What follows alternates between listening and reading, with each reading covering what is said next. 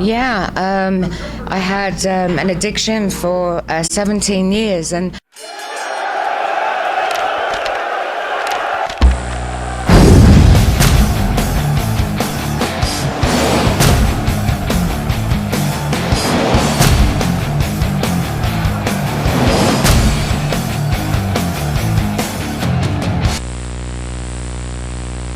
Hello, everyone. For the After Chat, this is Bill Apter, and I get psyched for a lot of After Chats, but I don't get over-psyched for a lot of them either. But this one, I'm over-psyched. I mean, it's amazing. I was in England, booked by Steve Linsky, the great agent and referee in the United Kingdom, and he had booked me for Comic-Con. Out by Showmasters out in Brighton, England, and I was there with several of the wrestling personalities, and then I looked around, I said, oh my God, Jeanie? Oh my God, Bill, Jeanie Clarke, welcome to the After Chat. thank you, Bill. It's such an honor to be with you today. Well, thank you. And the Brighton show was the first time that I'd seen anybody in the wrestling industry for 25 years. Wow. So Wow. I really was grateful to Steve Linsky, and I'm very grateful to Greg Price and Yes. the NWA Legends, because this is my first event ever in the States. Yeah. And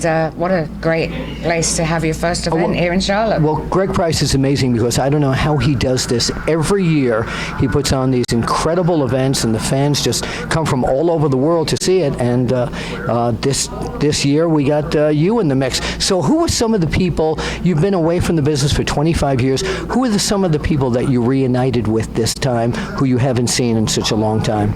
Well, one really good person I really saw was Magnum Terry Allen, because Yes. Terry Allen was the one that hired me for WCW. Oh, right. And of course, there's Ricky Morton, Bobby Fulton, and people I haven't seen in so long, and it's just been like a big reunion. And I've just been so honored and so grateful to be here.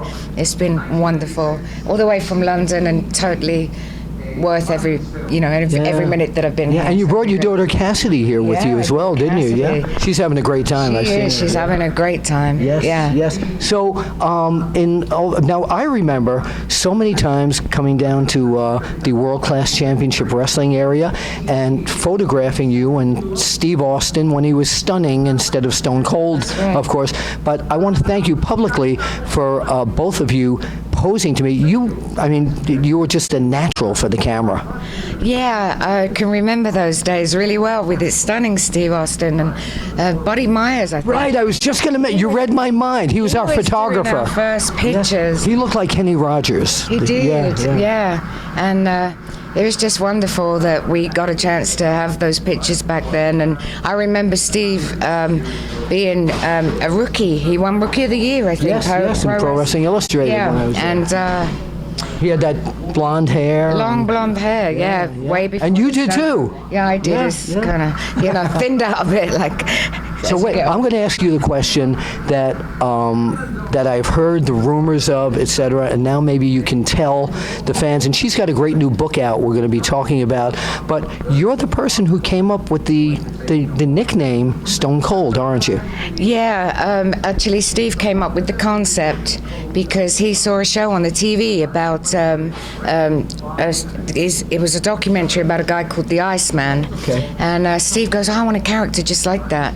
And so we were trying to find names, and he called Vince in the office, and they faxed over all these really hokey names like Fang McFrost and Ice Dagger. So everybody was really laughing at the time because Brian Pillman and Steve, he had him on speakerphone, and everybody was hilarious. It was so funny. Yeah. But then one day Steve says, oh, well, I haven't actually got the name I want. And me being from England, I drink hot tea. And then Steve drinks hot tea because he's married to me.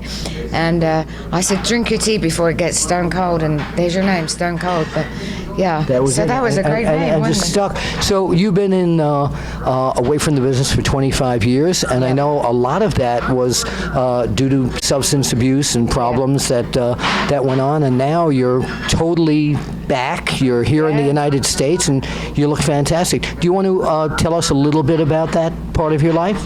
Yeah, I had an addiction for 17 years, and the reason I came out and wrote a book is because when I was in rehab, we were encouraged to write things down. So that became a sort of a daily thing to write my feelings down.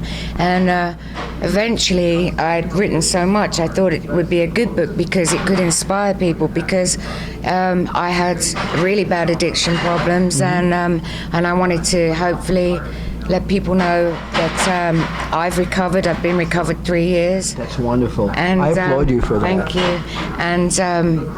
And hopefully it could give some people some hope for it. All right. And you chronicle your time, of course, with Steve Austin, but there's someone else in that book who I was very close friends with as well. That was Chris Adams. Yeah. Tell us a little bit about Chris. Well, Chris was very creative, a great guy. Had a bit of a Jekyll and Hyde personality, though, when he was drinking, but a wonderful guy, but not when he was drinking. And I was very, very, very saddened when he died, and I have written quite a lot about it, and I miss him very much. I really do. I do too. He used to call me at the magazine offices, and he was always very upbeat and willing to help. Yeah. I mean, he was such a well organized person. Yes. His papers, his office. I mean, he would have been a great booker, I think, because he came up with the ex-wife angle that we did in World Class. Oh, that was such a classic. We did that in the magazines. I mean, we played on that all the time. That. Yeah. He said to me, go watch Dynasty. He said, there's a lady called Joan Collins on there. Yes. He said, dress like that and act like that, but every second. And I missed Chris in WCW because he would be my director. Yeah. He would tell me, do this, do that. So when I got to WCW, I was like, oh, I'm lost without Chris. Wow. But miss him terribly. So now you're back, you're doing conventions, and I know that you're negotiating for one possibly in September and several for next year. What would you like to say to the fans that followed your whole career, and now we're so glad that you're back? I want to say to the fans a huge thank you, because when I first... You're watching you right over there. When I got recovered, when I came out of rehab, it was quite daunting for me with all the consequences, and I had so much support from the fans, and I just feel so grateful to them that they showed so much love to me, and thank you so much. And you and I have been tingling on IM on Facebook pretty regularly.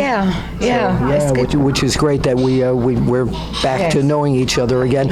Where can people find you on social media?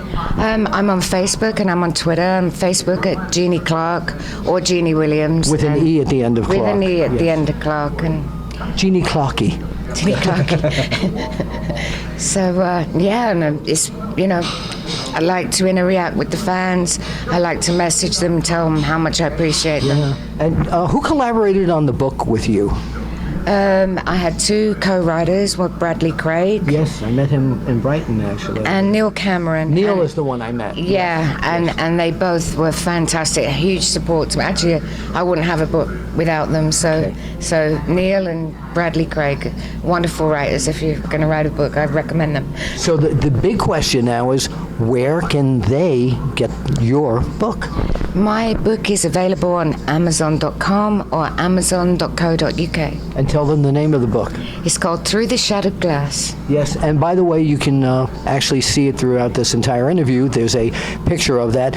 Jeanie Clarke, I'm so glad once again to see you again and see how you've come back. And you know what we always say, right? We have to point out there, and we'll see you at the matches. Yeah.